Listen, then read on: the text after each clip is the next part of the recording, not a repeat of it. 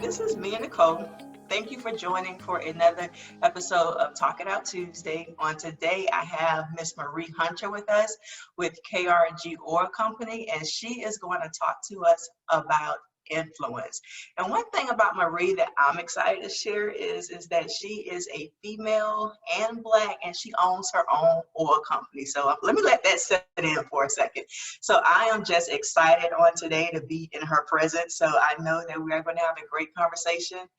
If you joined us on last Tuesday, we talked about inspiring greatness with William O'Neill, and I hope you all had time to watch that because this is kind of like a second part to that. Once you find your greatness, how do you use it? What do you do with it? So we're going to talk about influence on today. And we will go ahead and get started with Marie. Marie, how are you today? I'm fine. Thank you so much for having me today. Thank you for joining us. And as I mentioned in the opening, I am just excited to have you here and to just talk to you about your business, the inspiration, of course, behind your business and what inspired you to start anything with your company, especially your oil company. I mean, can you tell us about that backstory?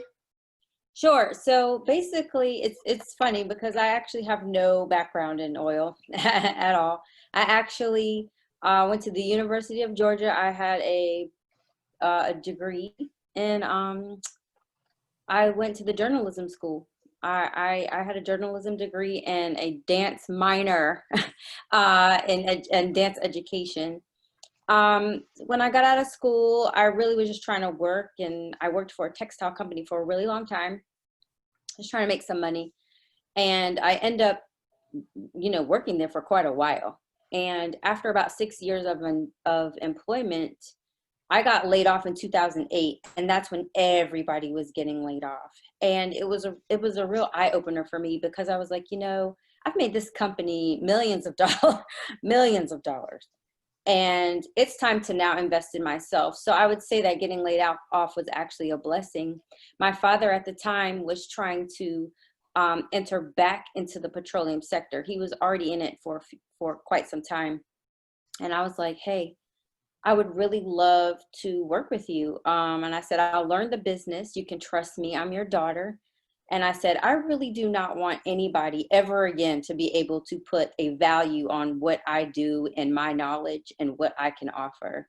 So I said, hey, I felt like, what's the best thing to do? Get involved, start a family business, and create some type of legacy. And that's how I actually got into the fuel business. I had no desire at all, just the desire and passion to help my family. That was it. Wow. And that desire and passion, sometimes that's all you need. That is all you need. And it's funny because next week we're going to talk about like inspiration because some people start their business based off of passion. Some people start it based off of inspiration, and your inspiration was, for your family to establish a legacy. So I think that is something that's just great. So what type of products and services do your company KRG Oil actually provides? So we're in wholesale trade. So we primarily offer diesel fuel, gasoline, oils and lubricants, another item called diesel exhaust fluid, which helps with the emissions. It helps decrease carbon footprint. And then we've recently, actually, because of COVID, we've had to kind of add some extra services on, so now we start to offer masks, N95s, cloth mask, and hand sanitizer, industrial grade, because we feel like we also need to be able to provide items that can help the same people that we service. So that's been a new entity that we've kind of gotten into, but that's what we primarily focus on. It's all petroleum and petroleum products. Wholesale, our customers are more like prime contractors, road work, everyone who needs to buy in larger quantities, or they can't take their items to the gas station to be serviced, so they have to be serviced on site. Okay, so as a regular single entity customer, I can't come to your company and just try and get gas from oil for my house or for my personal car. I can't do that, right? Unfortunately, no. We actually tried to dive into that sector at one moment, but then we realized we're just going to stick to this. We're going to stick to what we know. That's actually another business model. And it's, even though it's the same product, it's just another business model. So it would be like starting an entirely different business. Okay, got it. So in your field, what is the makeup of your field? 'Cause I try to do some research myself to find out if there's any other Black-owned oil companies in Georgia or in the U.S., and I had a hard time finding any information on that. So what is the actual makeup of your industry? In terms of the breakdown, so there's not very many females in this arena. The makeup of the industry is primarily white males, older generations, blue bloods, a lot of passed down. So many of these businesses, they've been in business for 80, 90 years, 60. That's who we're talking about here. As far as women, there are a few women in the industry, not a lot. It's still predominantly white males. There are some other races and things like that. But as far as the actual minority female, I actually only know personally of one other besides myself. And we still are not even in the same facet of the arena. She's in one side of it and I'm in another. So there's there's not very much diversity in the sector at all. And how would you describe your journey in your business, considering that there's not a lot of diversity in the sector and considering that there's a lot of older money and legacies that's already been established in the industry? How has your journey been from starting out to where you are now? Our journey has been very challenged. I would not want to paint that picture as if it's some beautiful, majestic story. It's not. It was a challenge. First of all, we started our business in 2009, which is in the middle of an economic downturn, which ironically is what we're experiencing again. But that's when we started. We had to build a portfolio. We had to pull off past experience, which I had none. I had to rely on my father's. It's just been extremely tumultuous. But what has happened over time is that we were able to build relationships. And building those relationships is what made the journey possible. Because there's quite a few times I felt like we need to stop this. This is not working. It's not going to happen. But then, as you keep trucking along and you realize that, okay, no, I can do this, because you meet people along the way that have so much knowledge, who have been where you have been and really give you the stamina to stick with it and help you to realize that, hey, this is a very unique opportunity. It's a unique opportunity for women and for people of color. And if you can just get over the hump, you can do okay and you'll be fine. And that's important. That's a great point. And I want to go back to that wanting to stop point, because I know personally in business, I've gone through that too. And when you're in business, you think you're the only one that's experiencing those challenges and whatever issues you're going through. And it is hard to just kind of get past that point. But I found just, of course, prayer and just taking it like one day at a time and knowing that I have a purpose in all of this. That's what personally keeps me going. And for you to say that, that makes me feel better. I'm like, okay, I'm not the only one, but it's okay to want to stop. And that's one of the things that I think is important to communicate to viewers, people that's starting their business or people that's in business. It's okay to feel like I'm just done right now. And especially with COVID, there's a lot of businesses that have unfortunately closed due to COVID. And there's a lot of businesses that might still close. And there are some that's, figuring out what their next steps are, but it's okay to have that feeling of just wanting to say, you know what, I'm done.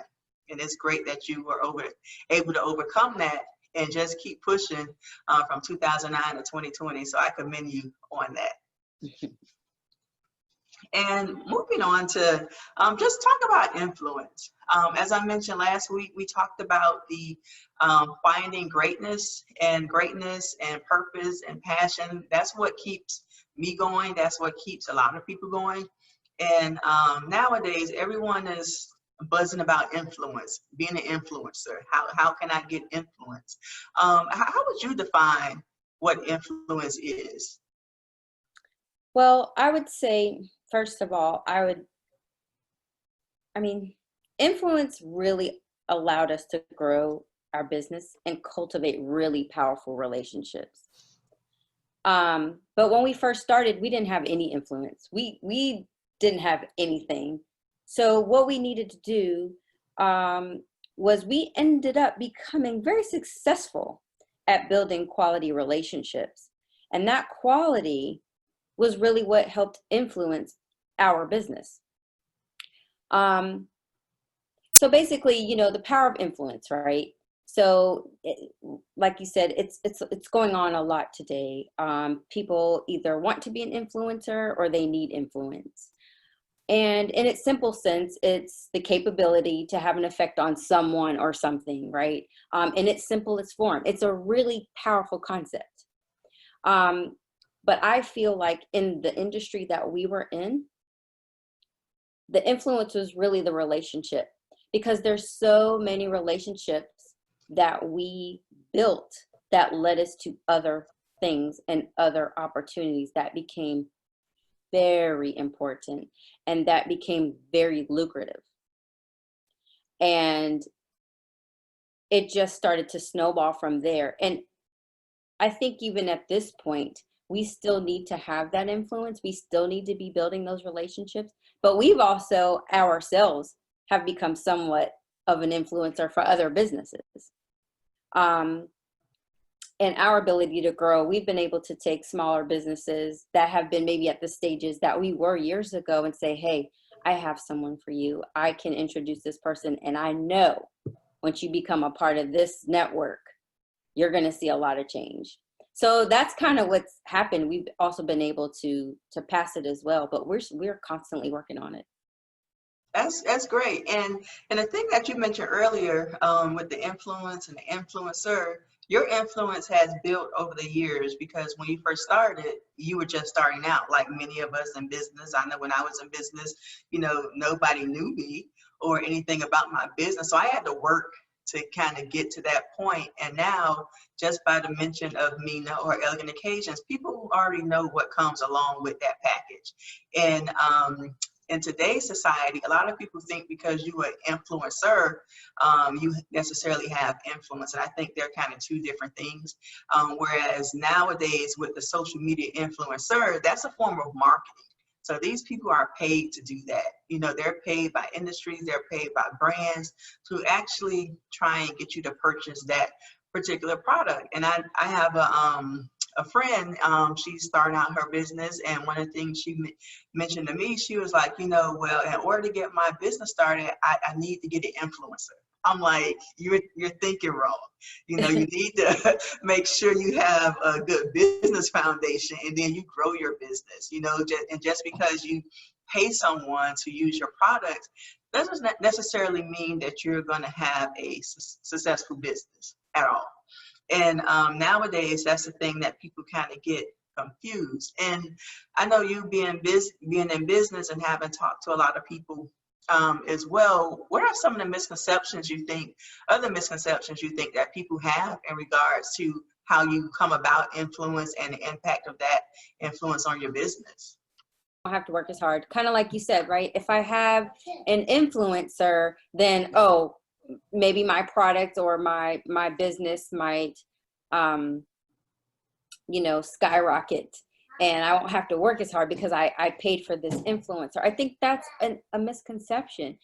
You still have to work as hard, and you have to work extremely hard even as an influencer as well, because there's an expectation on you now, right? If I'm paying you, then I expect to, produce this amount of income, or I expect to produce this much retention with my client base. So I think that's what happens, is that you just don't have to work as hard, because there's this weird matrix that we live in, that influence is tied to an experience, because it's tied to, how you're going to feel, and influences make you feel a way. If you're even watching a television program and there's an influencer on, and you know who I'm talking about, some of these celebrities, they make you feel like you need to possibly purchase this item or experience this, because experiences are directly tied to revenue. I mean, let's just be honest here. So there are instances where it is, a very good strategy and it can work, but I think I think people get caught up in, okay, well, I won't have to work this hard and I'll just hire a whole bunch of influencers to do my work for me, when that is a complete and utter fallacy. And that's exactly it. And I was doing some research today, and it's crazy, because a prime example of that would be the Fire Festival. I think that Ja Rule was trying to put on a few years back in Oh the my Bahamas. goodness. Right. Oh my goodness. What a tragic event. Yes. Tragic. And looking at your tropical background reminded me of that. And with that, that's a prime example of the power of influence. So he paid all these influencers to post like these tiles on their website promoting his festival. And once people got to the festival, it wasn't what it was cracked up to be. But yet you had this image of this celebrity, whoever it may be, attending this festival, and everything looked so glamorous, and that actually got people to purchase tickets to go to the Bahamas, tickets for this concert, and it ended up being a flop. So people have to be careful as well when you really rely on influencers to push your business and to push your product. I think a lot can be contributed to hard work, dedication, and just building your brand yourself and building your own influence, because I think that type of influence goes a long way. And some quick stats I was reading earlier in regards to the whole influencer platform, that basically, of course, Instagram is like the top influencer platform. There's Facebook, YouTube, all these things where people are trying to get more followers, because more followers mean more revenue. But the influencer market itself, they said in 2019, from the Business Insider, it was worth $8 billion in 2019. So this is money that people are actually being paid and making, and advertisers are paying to these influencers. And then the average influencer, they say, makes about $100,000 a year. Okay, so these people are being paid to push your brand, push your products. And I think at the end of the day, hard work is kind of what's going to get you there, and what's going to determine the longevity of your business and the successfulness of your business, not necessarily this celebrity pushing your business. That's just my 2 cents. But I think, even being able to do this show with you and other business owners I've had on this show, it's been a great opportunity to just talk to different people about their influence and how they're using it to grow their business and how they're using it to help others. So I think that is very, very important. And then moving on, so in your business, how did you manage to just sustain your business in the midst of all the other influence that's going on in the oil industry? And how have you managed to maybe create your own lane when it comes to your company?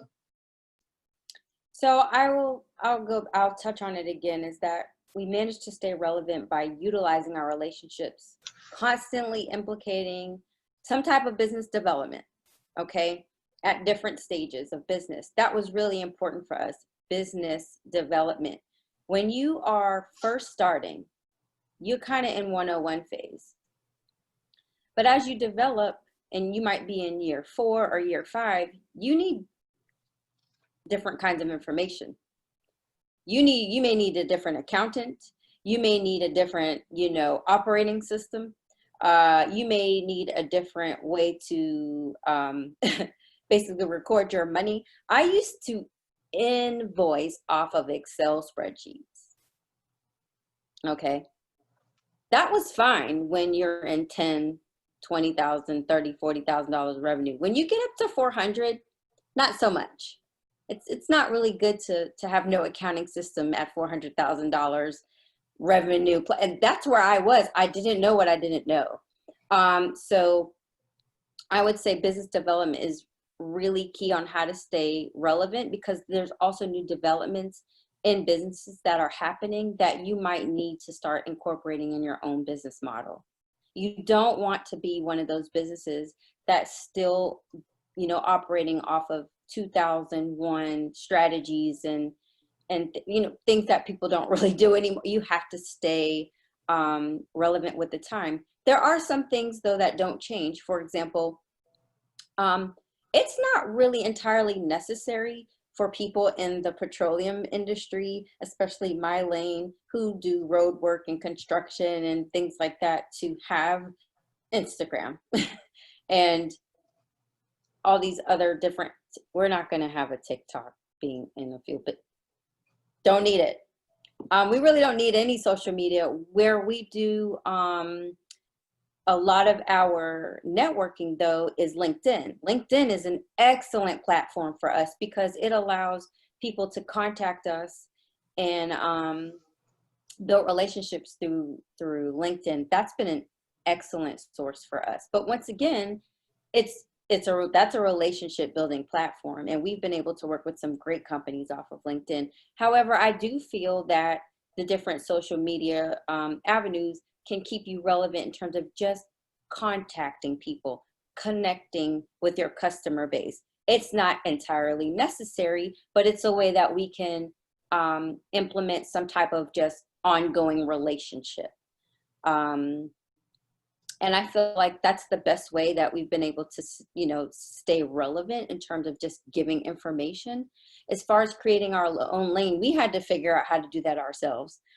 Even though we are in the same realm as a BP or a Shell, or we're in the same industry, but I had to develop a niche. I had to develop my own niche market within that market. And that's what we were able to do.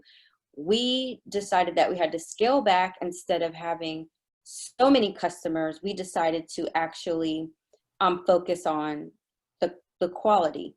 We had a lot more customers than we do now, actually, but we make more money now. And that's because we decided to focus on the quality.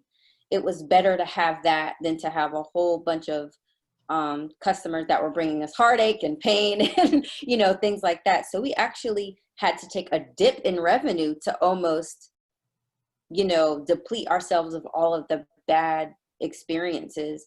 Kind of go back to the drawing board and say, okay, let's go and see what's worked the best for us over time. And it kept coming to the same market. So we were like, that's the lane we're going to stay in. And that's the lane that's been most successful. And we've been able to build our relationships and build a lot of longevity and customer loyalty within that market. And that's what happened. It's interesting what you just said about you all had to kind of look at your customer base and kind of reconfigure that customer base. So instead of having, you know, a large quantity of customers, you actually focus on the quality of your customers and the quality of your services to actually grow your business. And that's one of the things that I have experienced over the years. Whereas not having my prices, I guess, so low where I can get the mass amount of events, but I'm more so focused on the quality of my customers and the quality of events that we can do. And I think that as well kind of helps with the longevity of your business, because I'm more likely to get referrals, you know, based on my customer base that I focus on. So say, for instance, for me, Elegant Occasions Event Center, our customer base more so ranges between, I would say, for like our weddings and parties and stuff like that, between the ages of like 30 and say maybe 50 years old. And of course, we still have our baby showers and stuff like that. But the majority of our customers and the majority of our referrals come from that like 30 to 50 customer base. Of course, there's a lot of other money to be made with the younger generation when it comes to weddings, but I found that focusing on that specific group, that definitely has helped grow my business and expand my business. And I think as businesses, we should understand that we can't get all the customers. I think that's a misconception that a lot of people have. And even in business, I understand that every customer isn't my customer.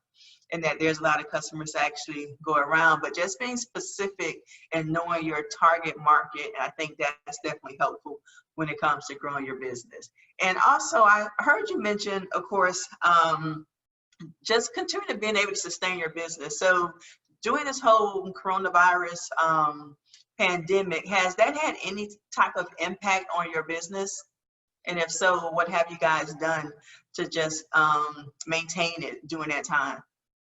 It definitely has had an impact, unfortunately. I wish I were one of those businesses that could say, you know, we're doing fine and everything's fine. We're doing okay. What has happened is that the coronavirus has slowed down productivity. And I don't mean productivity within our company, but literal productivity out in the field. Remember, our primary focus is road work and construction and things like that. And what's happening are, we also service municipal contracts and things like that. So when those buildings are shut down and the people aren't in the building to let the proposals out, or they say, okay, we're going to let the proposal out, but we're going to delay it until 2021 because they simply don't know what's going to happen with the virus and the spread. Usually we have a strong pipeline because we work on many contracts. And so when those contracts are for a year or two, you kind of know what you're dealing with because you have another one behind it. Okay, I have something ending in 2019, but we've already bid on this project that's going to start in 2020. Well, our pipeline is basically turned into nothing. I haven't experienced anything like this in a really long time, where my projects are ending soon and there's nothing in the pipe. So that's been a really scary place for us to be in. We're very blessed that we're still working, but it's a little, you know, it's on shaky ground because many projects that I would have been on by now delayed or canceled. So I don't even have the opportunity. So what we decided to do is say, well, how can we still help in the crisis as a petroleum company? How do you do that? So we started going back to our relationships and who we built relationships with over time. And lo and behold, I have manufacturers and people that can offer me hand sanitizer and masks and N95s so that we can offer those services, those extra added services. And now they are also included on our business model. So not can we only provide them to other municipalities and school systems and things like that, we can provide them to the contracts that we're already on. And then when some of those prime contractors or opportunities come up again, not only can we offer them fuel, but we can say, hey, we also offer PP&E for your employees and things like that. So we just found another extra added service to stay relevant, to stay talking, because I mean, this stuff it can kill you. It's really hurting a lot of businesses. I mean, but we are in a moment where it's sink or swim time. And I had to remind myself, Marie, you started a business in the middle of a recession in 2009. You can make it through this one too. Just go back to what you did and you just keep trying. You stay relevant. You make calls. You reintroduce yourself to people. You say, what do you know, that's what you have to do. You cannot, now is not the time to fold. Now is the time to be more innovative than you ever have been before. Add on the extra service. Do things that you want to do because you have time to research it. What else are you doing? You got some time, I'm pretty sure. I'm pretty sure in between all the Zoom calls that make you want to pull your hair out, in between all of those, you do have time. You do have time to reinvent. And that's what we're doing right now. We're actually in the middle of launching another business. And I'm very confident in that business. But all of these experiences and going through adversity have also given me the confidence to be able to do so in the middle of an economic crisis, in the middle of a pandemic. So even though there's some unfortunate situations, there's some really exciting things that are also on the horizon for us. Yes, and I think that if you have used this opportunity to better yourself in your business, if you have a business, I think that has been the blessing, if you will, in the midst of Corona. As you mentioned, unfortunately, there's people that have died and there's people that are still dying and being affected by Corona, but I think is great that you was able to use this as an opportunity to grow your business. And the key that I've been preaching through this whole pandemic thing is you have to stay relevant. You have to stay relevant, and coming before everyone and speaking, that's something that before Corona, I wouldn't have done, but it has managed to keep my business afloat. It has managed to keep me relevant, Elegant Occasions relevant. And I think right now, the key is reinventing yourself and your business. So what other services can we offer? How can we be creative? I just promoted a mini Moni. So all of a sudden these small weddings are what's popular. So there isn't many people doing weddings with 75 people right now. So our average event size is 40 people. So we've had to restructure our pricing, restructure some of our packages to be able to accommodate these smaller groups, you know, because at this point, like you said, it's about survival and survival of the fittest. And this is really going to tell people how strong your business foundation is and how strong your business is, being able to survive this. And we don't know right now if we're going to be hit with a second wave of this. Hopefully that we're not. But it's just a matter of just kind of getting creative and having that will to just keep pressing down within you. And for those out there that are just starting out and think about starting out a business, it's not easy at all. And I know Marie can attest to that. And that's one of the misconceptions that people have about business. And this opportunity has allowed me to just share that not easy part. Last Saturday, I had an event on last Saturday, and my cleaning lady, she's out in California somewhere. So guess what? I ended up mopping the floor. But that's something that people don't see as far as the background, as far as the struggles, the challenges and stuff like that. You clean the floor, clean the bathrooms and stuff like that as a business owner, but you have to do what you have to do to keep your business moving. So yes. I totally understand that concept. And on the note of just, you know, helping others with their businesses, what advice would you like to leave anyone about growing their business and starting their business? I would say primarily whatever it was that made you start in the first place, just really strive to perfect that process before you go to the next one. And when I say that, I mean, don't have way too many things going on at one time. I've learned by experience that that could be detrimental. So really perfect what that service is or what that idea is, study it, research it. Don't be in a rush to just hurry up and get to market. You have to know your competitors in the market. You have to know how to set up everything correctly. You want to know how to price things correctly. I feel like the best thing that you can do is research your market when you're starting a business. Please research your market. Everybody thinks that they have the best ideas and the best pricing and the best everything. There's somebody out there who's already done it, doing it, and doing it better. So how are you going to exist in that same market, but be the best, you know, best business that you can be and still manage, you know, to be alongside of the same people in the market? The reason why I can exist in companies that are billions of dollars is because we just decided to focus on what we were good at in the market, but also staying relevant and sticking with it and researching. We've also been able to build relationships with some of those larger companies. There's been opportunities for us to work side by side with them. So even as a small business, it's okay if you're not the biggest, but can you be really good and can you execute your business well enough so that when you're building these relationships that you can say, hey, I'm working with XYZ company. You know, I'm able to say today that we're working on one of the biggest DOT contracts in history of the state as a young minority female. I can say that, but it took me a really long time to build these relationships. I used to send out proposals to companies for 3 years before they answered me. 3 years. And then one day I got a call. You just have to really put in some true grit. But once again, it's one of the reasons why in 2020, 2020 in the middle of a pandemic, I'm actually opening another business. But I know what it takes and I know what you need to do. But a lot of times we open businesses, it's not really because of ourselves.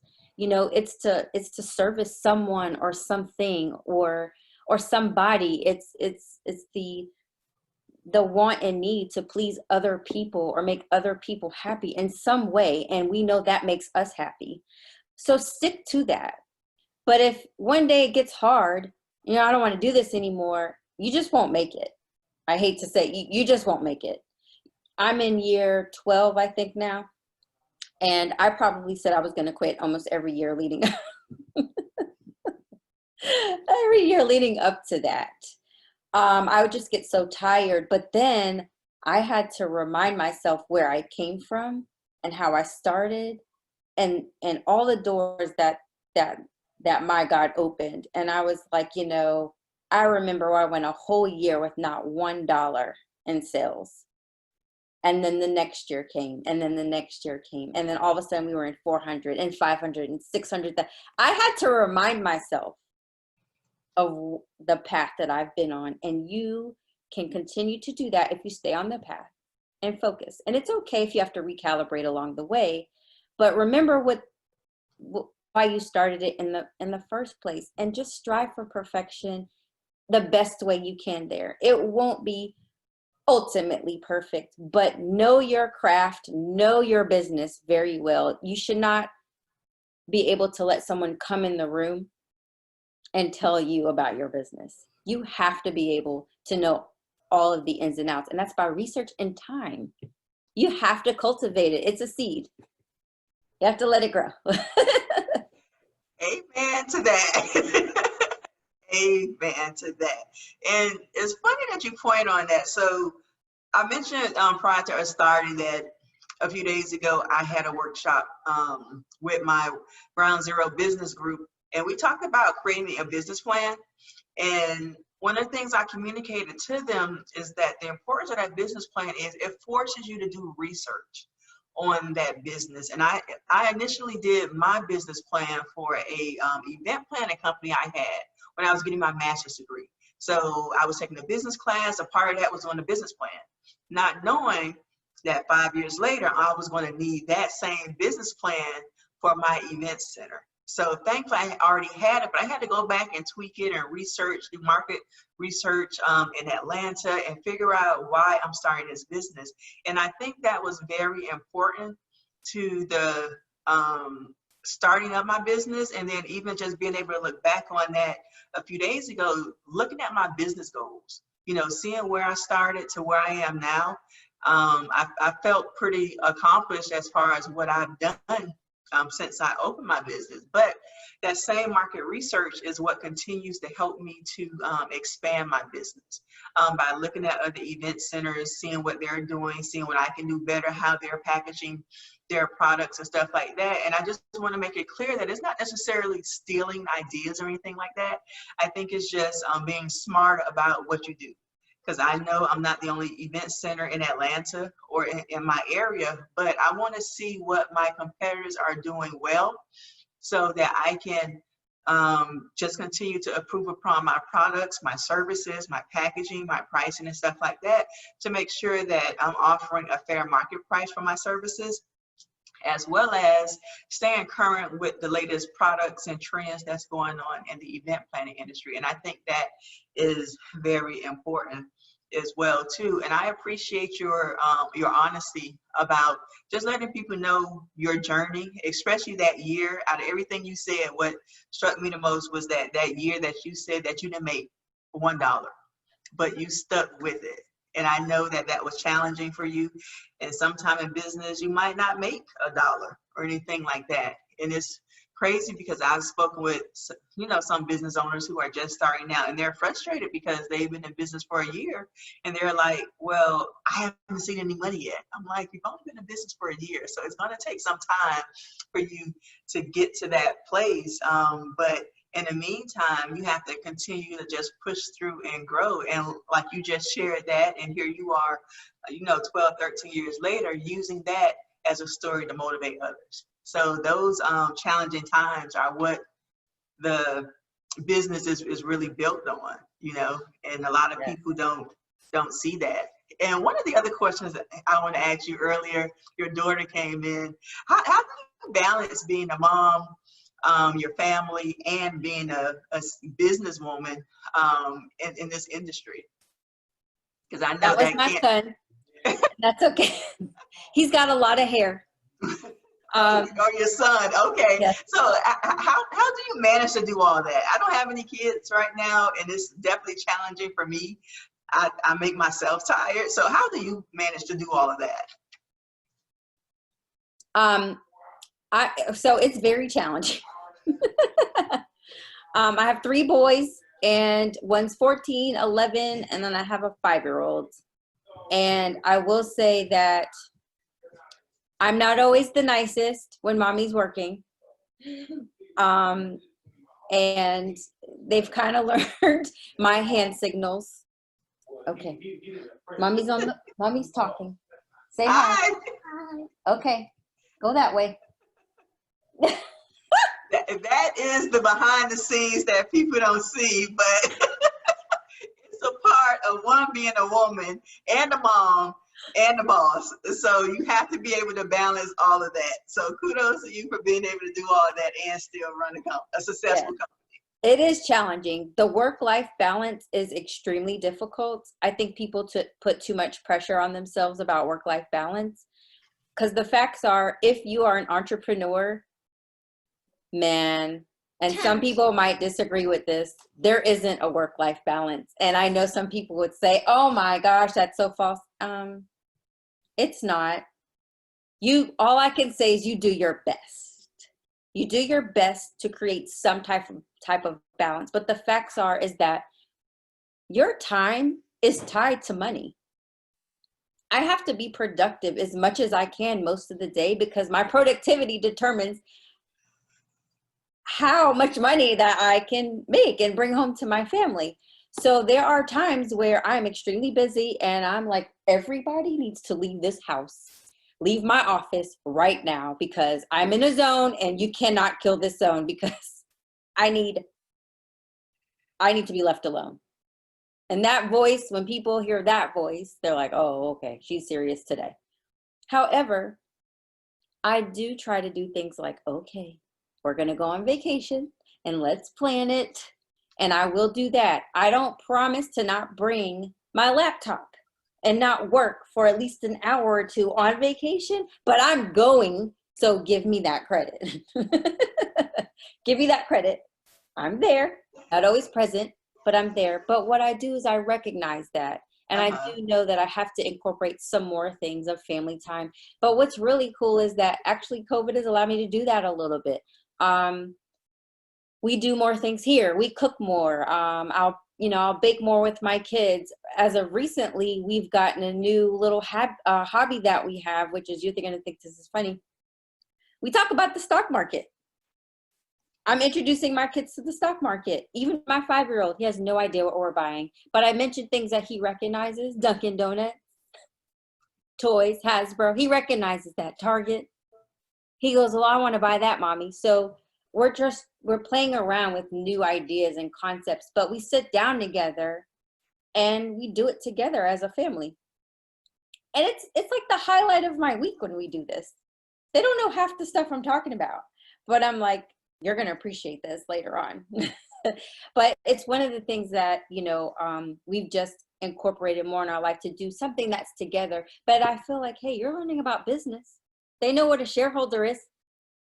They know why, there's the stock market exists now. They didn't know that prior to COVID. I don't think they really cared, but now they know. And it's awesome because they're looking at their accounts. They're seeing, up and down. And it's just, it's just another way that we can bond over the best way I can. I'm not always going to bond over everything. I try really hard, but it's difficult. I'm not going to paint that picture like it's peaches and roses. It's not. It's hard to balance a family and work is when you're a business owner that's also building another business on top of that. And then my husband is entrepreneurial as well. It's very interesting in this house, but what I do try to do is at least involve them so they know why. I say, hey, we worked this hard for you. We just want you to be happy. I don't want them to think that it's a burden for me to work hard. I enjoy working hard for them. And one of the things I found while looking at your website is the reason why you named your company KRG. So can you talk about that a little bit? Yes. So KRG, when my dad was getting back into the oil business, he was like, we need a name. We need a new name because we wanted to leave the old name behind. It didn't have I was all about energy, and I was like, that business has too many negative things attached to it. Let's think of a new name. Here I am. First, I said, okay, what are some of the most successful companies have in common? So I looked at him and said, Daddy, come on, help me figure this out. I said, they're named after their families. So at the time, I had 2 sons. So my middle son's name is Kingston. My oldest son's name is Robbie. And my dad's name is George. And that's how we came up with KRG Oil Company. I had a 3rd child later. I did not know he was coming. Okay, it's not my fault. His name is Levi, so he's the L in LLC. Okay. That's my story, and I'm sticking to it. Awesome. I love it. I love it. I love it. And how can our viewers get in contact with your company, Marie, for those that might be needing some oil or petroleum wholesale? What is the best way to find out more about your company and what you're doing? So the best way to get in contact with us is our email. Our general email is service@krgoilcompany.com. And if you're interested in any safety supplies, we actually have safety supplies at krgoilcompany.com. And then, of course, you can find us on Facebook, KRG Oil Company, and we're on Instagram, same KRG Oil Company. Excuse me. And then LinkedIn, Marie Hunter, KRG Oil Company. LinkedIn is one of the best ways, by the way. Great. And Marie, thank you so much for just sharing your story with us today and just being an inspiration to myself, other women, other African Americans, just people, period, in regards to their business and just how to just continue to just keep pushing even when you don't feel like pushing anymore. And also your story about work-life balance, that took a lot of guilt off of me because I'm the same way. I'm always thinking about what I need to do. So I thank you for that. And I thank you all for watching another episode of Talk It Out Tuesday, and join us on next Tuesday as we talk about, continue to talk about just being inspired. So we will see you on next Tuesday.